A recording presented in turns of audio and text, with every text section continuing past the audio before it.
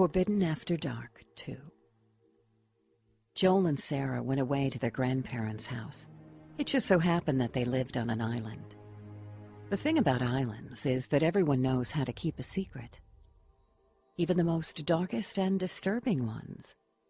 Joel seemed more excited about the trip than Sarah, at least until his grandparents explained the rules to him. Now, everyone was at the dinner table and seemed happy, except for Grandma. She always walked around as if something was troubling her.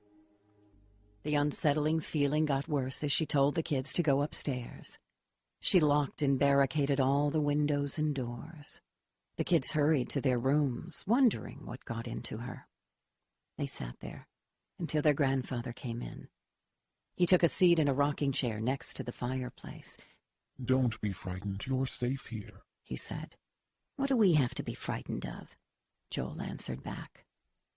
The grandfather walked over to the window and locked it, then turned around, burying his hands in his pockets. "You see, a long time ago, a man by the name of Gerald Cretan was married to her. As the town very well knows, Cretan hated children. Later that year, his wife had a boy, and Gerald was outraged.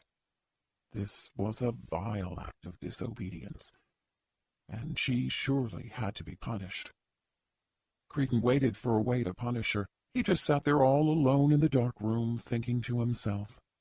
As time passed, they had 2 more kids, a boy and a girl. Finally, his wife told him she was sorry for her actions and that it was a mistake. Again, he said nothing, and years passed.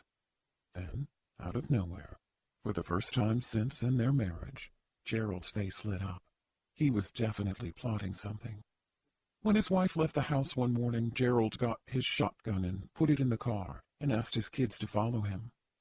When Gerald came home that night, he went up to his wife and told her some horrifying news. He said that he took all the kids hunting and was going to come back before sunset. But he said that while aiming at a deer, all the children ran in the way, and he fired. Shotguns scatter, and Cretan knew this. All 3 of the kids were hit. He told her that none of them made it.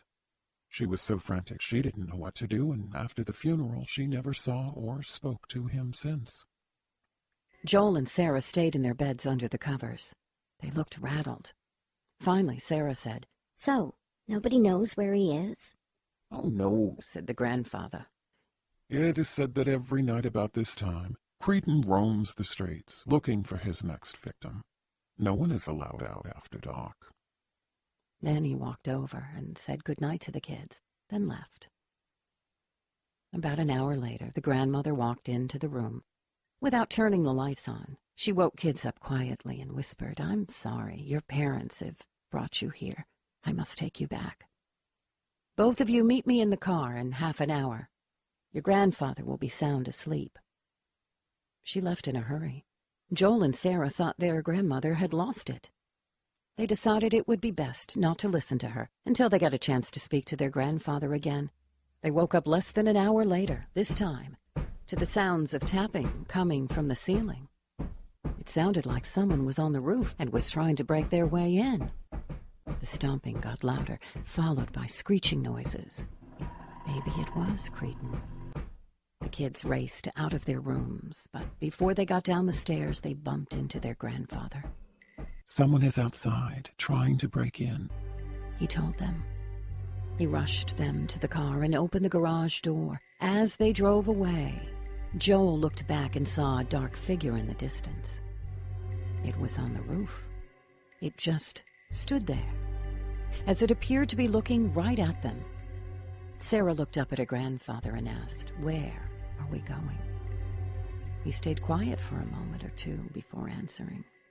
Looking down at Sarah while driving, he said, "Would you like to hear a real scary story? The scariest ones are the ones that are true. What if I told you 3 times a day for 20 years I was medicated so my true side would never come out?" Sarah was in the front seat and Joel was way in the back. As Joel slowly turned his head, he saw a shotgun. Sarah finally spoke back. "Your true side? You mean you have multiple personalities?" Her grandfather stared her down. with fire in his eyes. That's what they would like you to think. Your grandmother kept me medicated, but tonight I was too smart for her. I hid the medication. Now, her spell is broken on me. She had to be taught a lesson. Sarah was frightened to ask, but did so anyways. Grandfather, was that Grandma on the roof? Stop calling me by that title. It's Cretan. He shouted. His hands gripped over the steering wheel as he tried to regain his composure. And yes, it was. Gerald finally spoke after several minutes. So now she's hiding children from me? Huh, I taught her a lesson, all right. I had her hung from our tallest tree in the backyard. Those footsteps you heard on the roof came from your grandmother trying her best to hold on to her dear life. The woods were dark and misty. A perfect time to hide a body. That's what was entering Cretan's mind as they drove deeper to his favorite camping site. Joel reached into the back seat, being careful not to make any noise, to distract Cretan. Joel said, "You never answered my question. Where are you taking us?" Gerald almost burst out with laughter before responding. Why do you ask questions you don't want to know the answers to? He pressed his foot on the accelerator, going faster. If you really must know, I'm going to bury you. My shotgun only has one bullet left, so I suggest you and your sister stay still. You know why I like shotguns? Because they scatter. So if both of you stand still, you'll both die instantly. If you move, I might just cause you and your sister unspeakable pain.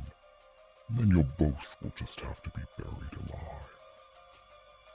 As he spoke, Joel raised the shotgun closer to Cretan. He waited to make sure that if he fired, he wouldn't hit his sister. "And what if I was to just shoot you right now?" the young boy said. Again, Cretan laughed. You could try. Better hope you don't shoot the engine and make the car explode. Jake pulled the trigger quietly, but Gerald still heard it and reached back to grab the weapon. "Jake, no!" Sarah yelled. A shot was fired, and it broke part of the windshield, but missed Cretan. He had a grin on his face, taking the gun away. In a panic, Sarah moved in and pressed the brake pedal. At the high rate speed, Cretan was thrown through the windshield and skidded against the pavement a few feet away. The street was now painted in crimson. Joel and Sarah waited in the car beyond belief. Is he dead? They wondered. No sooner did that thought enter their minds, Gerald started to rise to his feet, staggering. Blood covered the area where the flesh had torn. One side of Cretan's jaw was so horribly disfigured, all that could be seen was bone.